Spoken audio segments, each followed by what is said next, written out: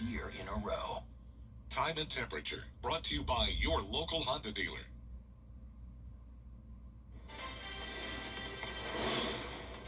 Now on News Channel 6 at 11, dangerous heat and high humidity. What schools are doing to keep players safe outside as football season begins. And the finish line keeps moving for Augusta's Broad Street construction. What are business owners saying? Tragedy striking the Richmond County Sheriff's Office. How deputies are coping with the losses. As your news at 11 starts now.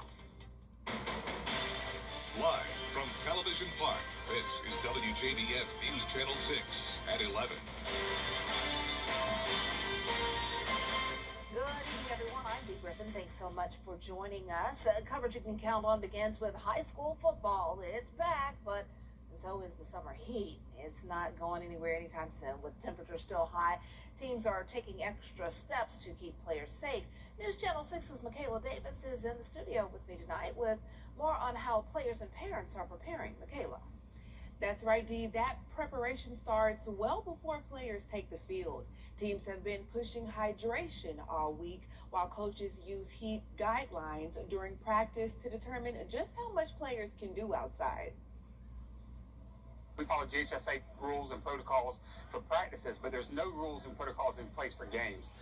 During practice, Hughes says they test the wet bulb temperature. And it determines how long we can go outside and how long we can practice without pads or with pads, or in some cases we can't go outside at all. With game day here, teams have been focused on hydrating throughout the week. But some say preparing your body for the heat is also important. You know, we've been training, even for Pop Warner, we train out in the heat, and I know these boys do too, and it's important to build up your tolerance to it, so then your body knows how to handle the heat well. For parents watching from the sidelines, knowing how your child normally acts can help you spot when something is wrong. I think just keeping an eye on the kids and really tracking, are they behaving differently? When you ask a question, are they not answering when they normally are responsive? So I think the responsiveness is really the biggest thing to keep track of. And his advice goes beyond just drinking water. Lots of sunscreen, because that can, definitely impact them too if they get sunburned. But just electrolytes, the water, and lots of sleep. I think the sleep is really important too.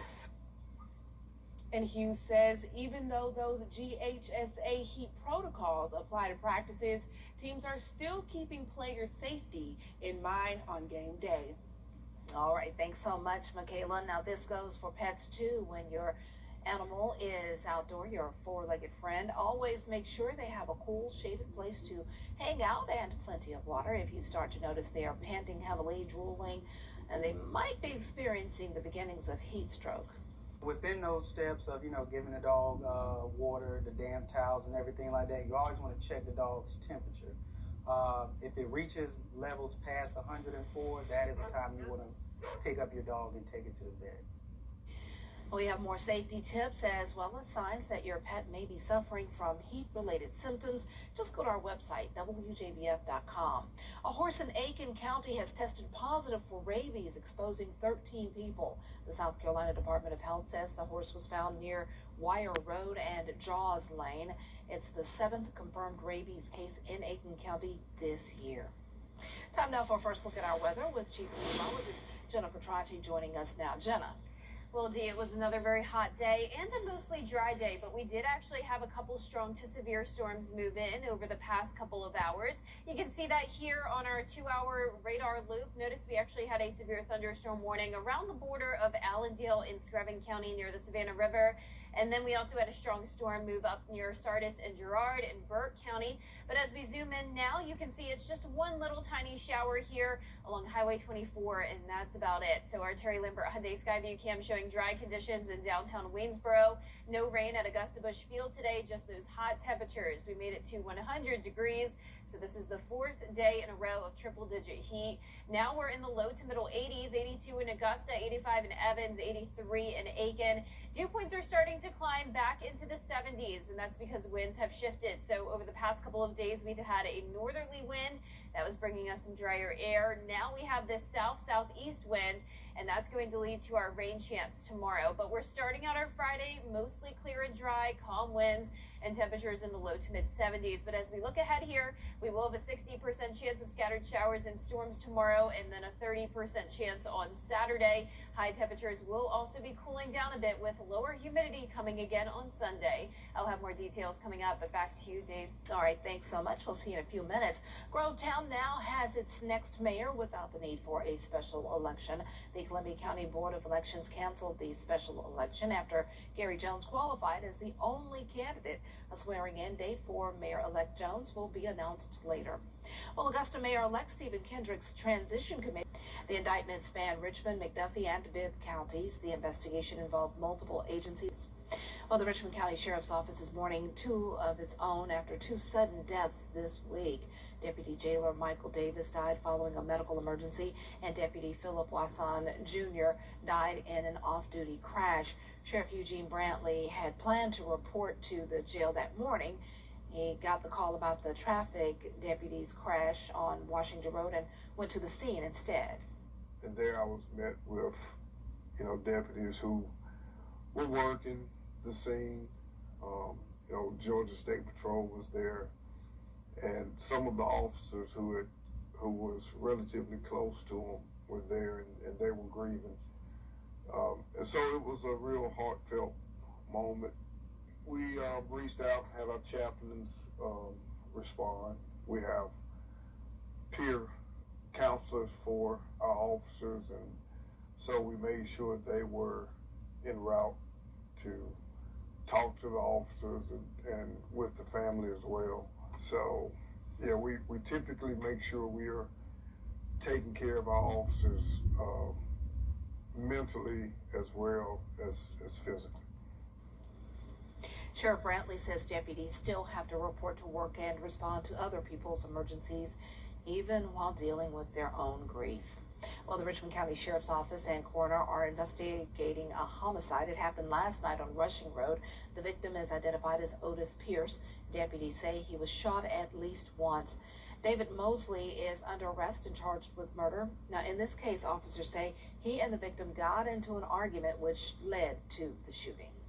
The Georgia Department of Transportation recently awarded new contracts for projects in Richmond County, and GDOT has awarded more than $6 million in contracts for 3 projects. The work includes new turn and through lanes around Bobby Jones Expressway at Windsor Spring and Pete Orchard Roads.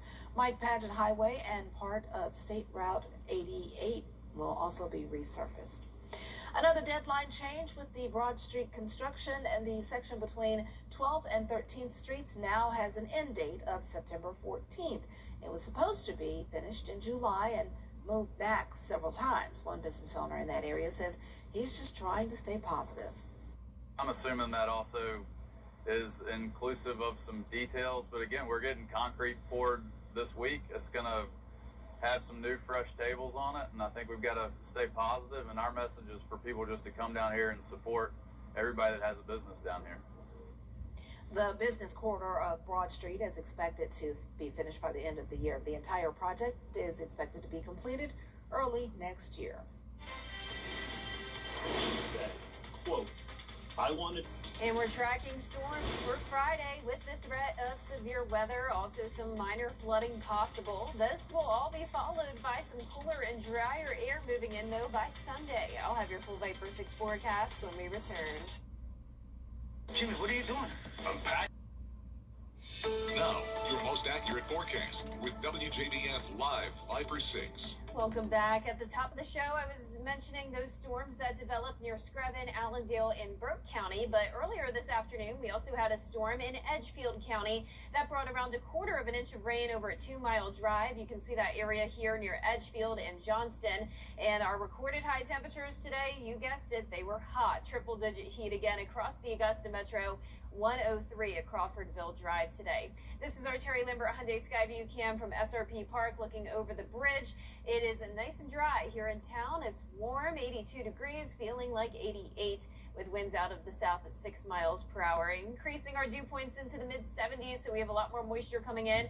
I'm tracking this low pressure system. You can already see some scattered showers and storms ahead of it, some severe weather across parts of Mississippi and up towards northern Alabama. So this is going to be our setup on Friday. We will have the chance of thunderstorms along with some heavy downpours that could lead to flooding because we'll have so much tropical moisture coming in along with this frontal boundary, and with moisture combined with a front and also a sea breeze coming in, that makes for a pretty wet setup for us. Now, it's still going to be hot tomorrow. Of course, it will cool down in places that see the rain, but I'm expecting around the mid to upper 90s again. I'm not forecasting 100 for any of us, but we'll still have that heat index over 100 degrees thanks to the higher humidity with winds out of the southeast, and we'll see those showers and storms developing during the afternoon hours. Now, I'm not expecting it to be a washout for all of the football games, though. This is our Game Night Live game of the week, North Augusta versus Strom-Thurmond in Johnston.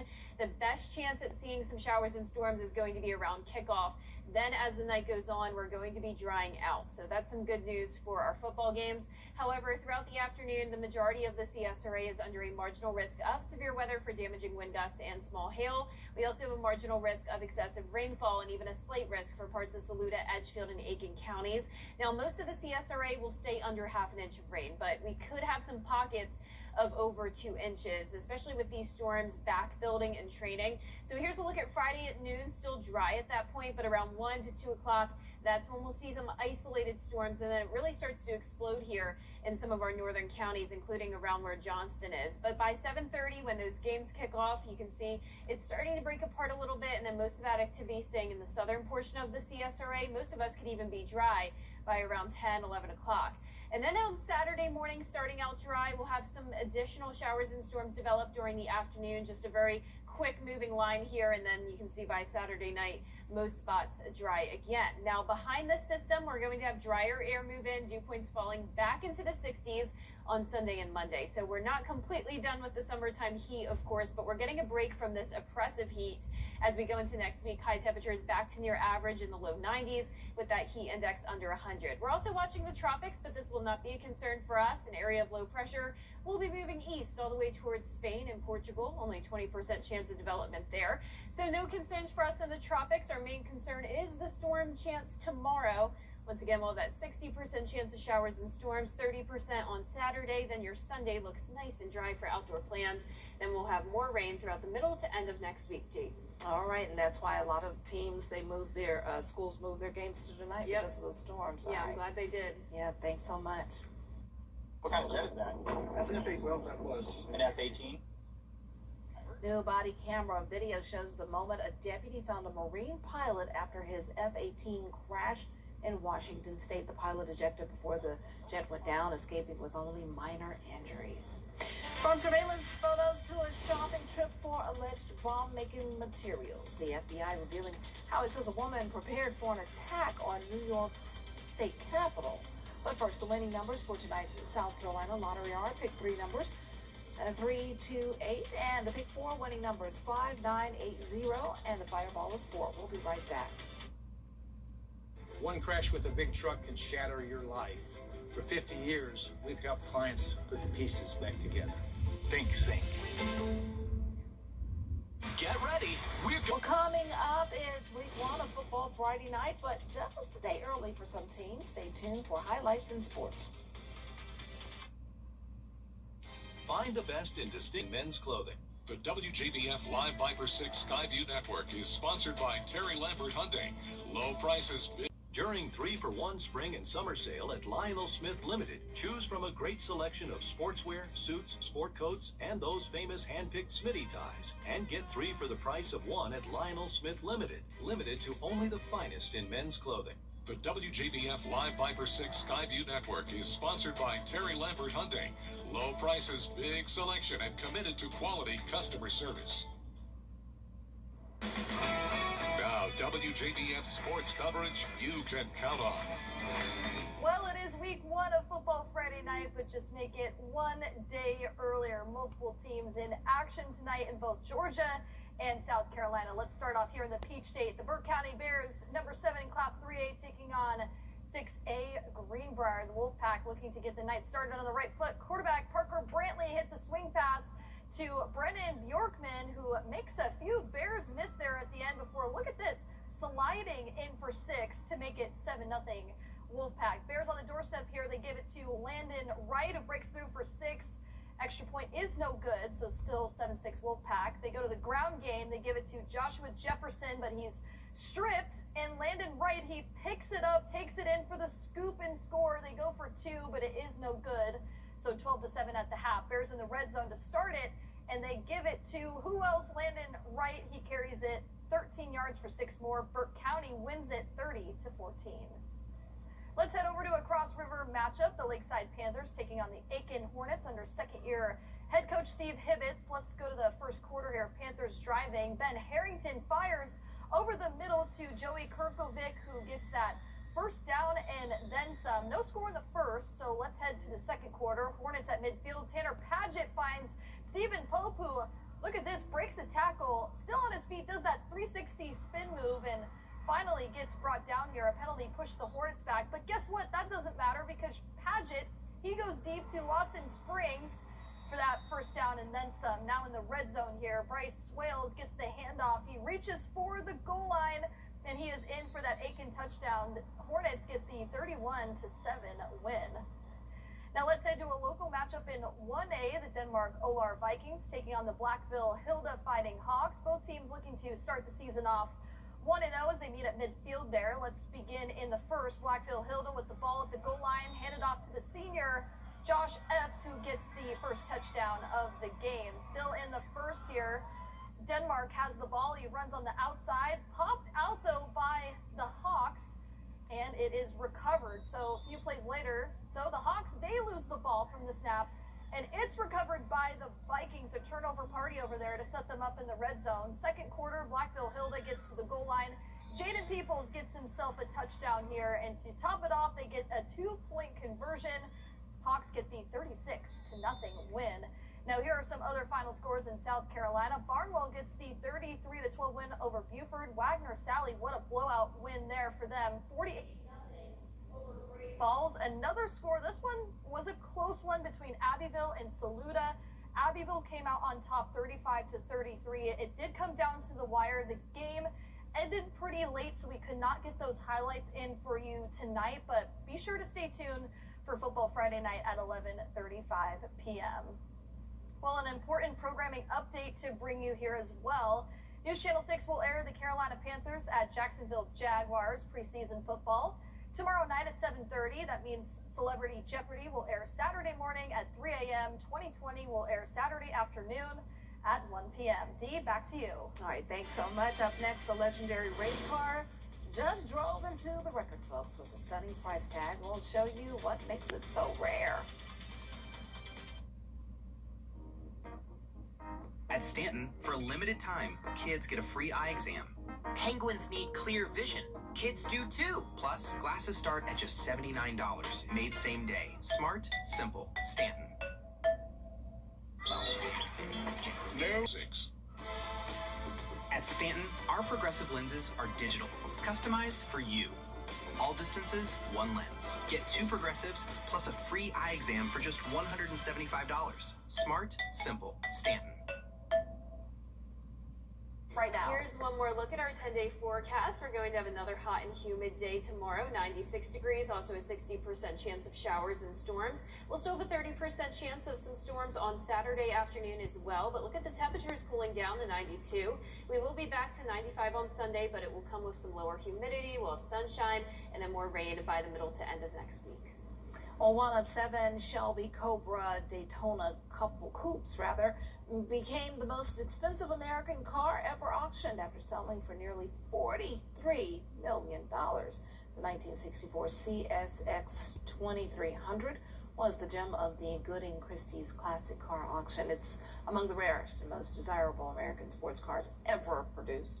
And this specific Shelby is the only one that continued to have an active racing career after 1965. The buyer's identity has not been publicly disclosed. It's pretty. I like that. Nice. Well, thanks so much for staying up late with us. Don't forget to wake up with Mary, John, Gabriel, and Anaya. Got her in there. Have a good night.